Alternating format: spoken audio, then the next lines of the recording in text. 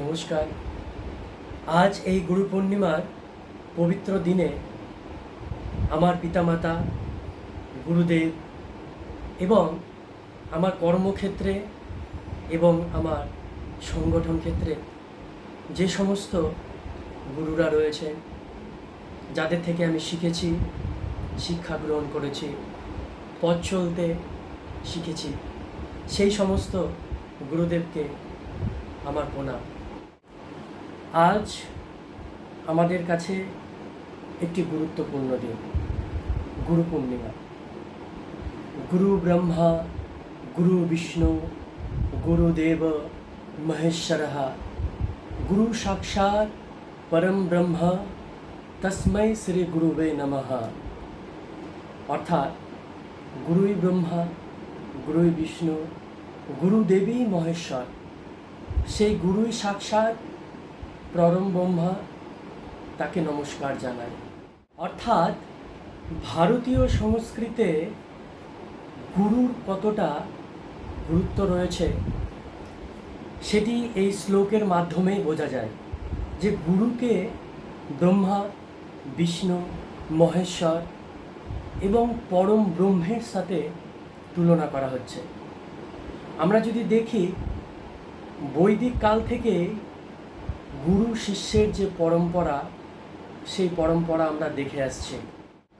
উদাহরণস্বরূপ যদি বলা যায়, তাহলে আমরা শাস্ত্রে দেখি এবং বিভিন্ন ধরনের পুরাণে দেখি কিভাবে শিষ্যরা গুরু গৃহে গিয়ে সেখানেই থাকতো, সেখানেই পড়াশোনা করত, শাস্ত্রগত শিক্ষা, পুঁথিগত শিক্ষা সমস্ত কিছু গ্রহণ করার পর যখন তারা বাড়ি ফিরে যেত, তার আগে গুরুকে দক্ষিণা দিয়ে যেত।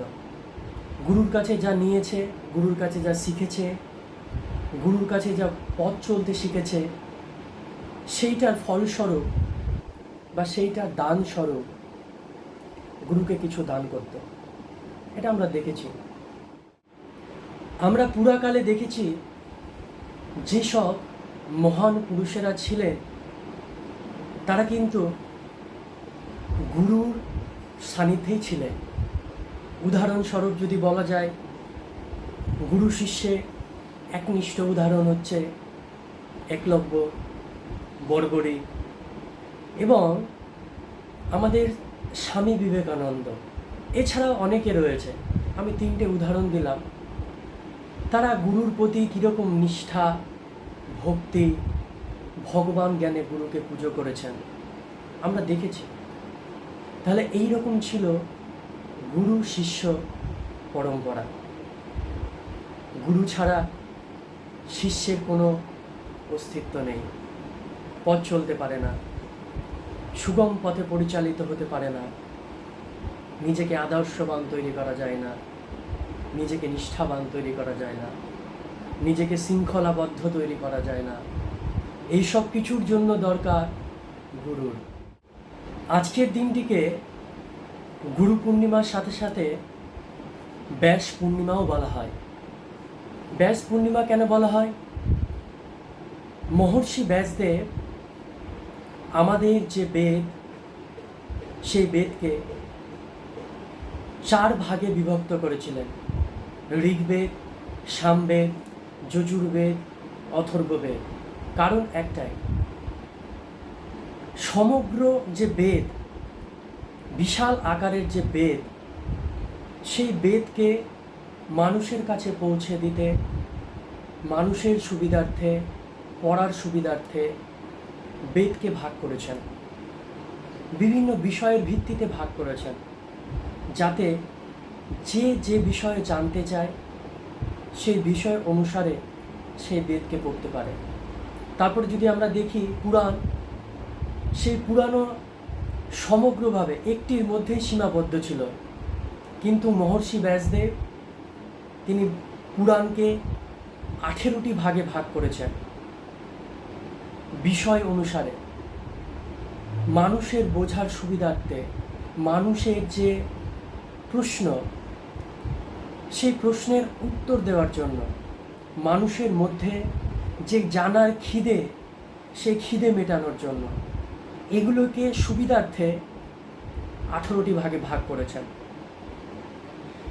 ব্যাসদেবকে বলা হয় গুরু শ্রেষ্ঠ। তার মধ্যে গুরুর সমস্ত আদর্শ গুণ রয়েছে। তিনি হলেন প্রাচীনতম গুরু। তিনি বেদকে ভাগ করেছেন, তিনি পুরাণকে ভাগ করেছেন, আমাদের পথ নির্দেশ করেছেন, আমাদের সমাজে কিভাবে চলতে হবে, আমাদের সংস্কৃতি কী, আমাদের ঐতিহ্য কী, আমাদের পরম্পরা কী।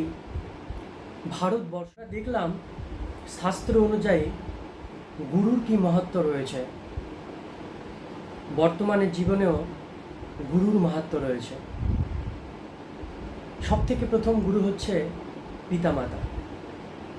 জন্মের পর থেকে আমাদের মানুষ করে তুলেছে, শৃঙ্খলাবান করে তুলেছে, আমাদের পেছনে অক্লান্ত পরিশ্রম করেছেন। আজ যা আছি আমরা তাদের জন্যই আছি। তাই এই গুরু পূর্ণিমায় নিজের পিতামাতাকেও অনেক শ্রদ্ধা, আন্তরিক শ্রদ্ধা। তারপরে আমাদের দ্বিতীয় স্থানে গুরু হচ্ছে শিক্ষক মহাশয়রা।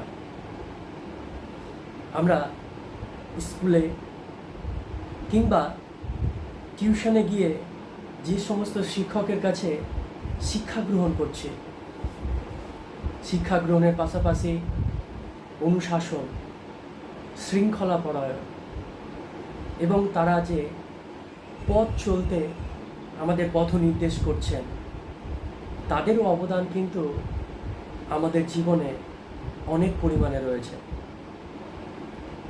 অর্থাৎ পিতামাতা ছাড়া এবং গুরু ছাড়া আমরা কিন্তু শূন্য। তাই আজকের এই দিনটি গুরু পূর্ণিমা, মাতা পিতাকে এবং গুরুকে সম্মান জানানোর দিন, শ্রদ্ধা জানানোর দিন। কারণ সব কিছুই তো দিয়েছে, গুরু সব কিছু দিয়েছে, মাতা পিতা সব কিছু দিয়েছে। আজ শুধু সমর্পণ করার দিন, সব কিছু দেওয়ার দিন, উজাড় করে দেওয়ার দিন। এটাই গুরু পূর্ণিমার তাৎপর্য। পিতামাতা গুরু ছাড়াও আরও যদি কেউ থাকে কর্মক্ষেত্রে বা বিভিন্ন সংগঠন ক্ষেত্রে বা বিভিন্ন দিকে, যাদের থেকে আমরা অনুপ্রাণিত হয়েছি, যারা আমাদের কাঁধে হাত রেখে আমাদের পথ নির্দেশ করেছে, আমাদের অনেক সাহায্য করেছে, জীবনে চলতে শিখিয়েছে, তাদেরকেও এই গুরু পূর্ণিমায় আন্তরিক শ্রদ্ধা। আপনারাও নিজের নিজের গুরুকে, পিতামাতাকে আজকে অবশ্যই শ্রদ্ধা নিবেদন করুন। গুরু নিষ্ঠার সাথে সব কিছু শুধু দিয়েই যায়, নিঃস্বার্থভাবে। তার পরিবর্তে সে কিছু চায় না, সে শুধু চায় শিষ্যের সাফল্য, তাতেই খুশি। এটাই সব থেকে বড় গুরু দক্ষিণা। তবুও আজ এই পুণ্যতিথিতে আমরা নিজের নিজের গুরুকে অবশ্যই শ্রদ্ধা নিবেদন করব, এই কামনা রাখছি সকলের কাছে।